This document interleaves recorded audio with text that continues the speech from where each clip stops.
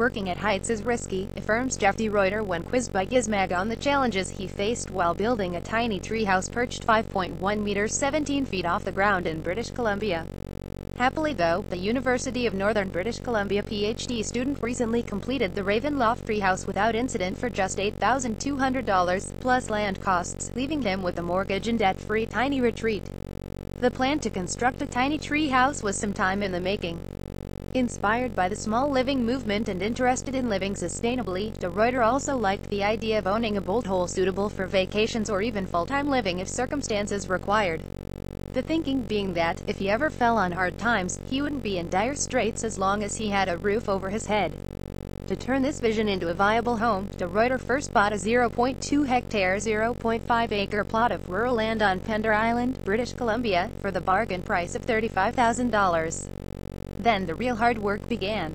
Walking around roofing, siding, windows, all had my mind constantly thinking, oh God, watch out, says de Ruiter. But I rock climb and that definitely helped me negotiate the risk of working at height. It was a great feeling when I had the 4 main walls up. I could relax a lot more then. My recommendation is, unless you are a professional treehouse builder, there is no need to build so high in the air. Everything takes longer and is harder to do. Constructed from wood and clad with multiple sidings, including cedar and cedar shingles, the Raven Loft sports a SIP structurally insulated panel floor, supported by a ground support pole.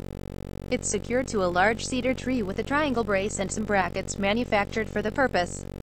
The treehouse measures just 2.4 by 4 meters 8 by 13 feet, and access is gained by steep wooden stairs which are set on wheels and a small track to allow slight movement when it shifts in the wind.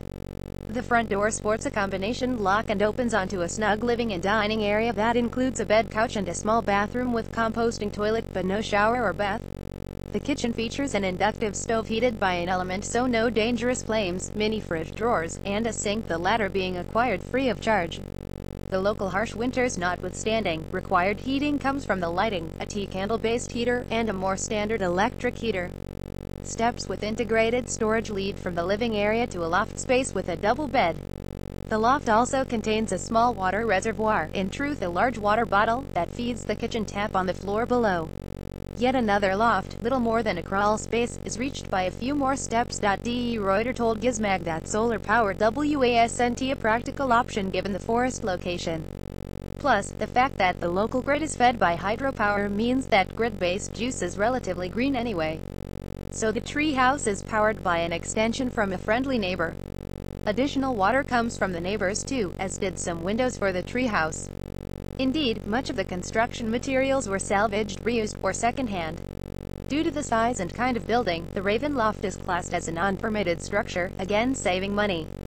For his next project, de Ruiter reports that he is building another treehouse at his mother's property that will serve as an Airbnb rental. Check out the video below for a tour around the treehouse and some further details on its construction. View Gallery 20 images.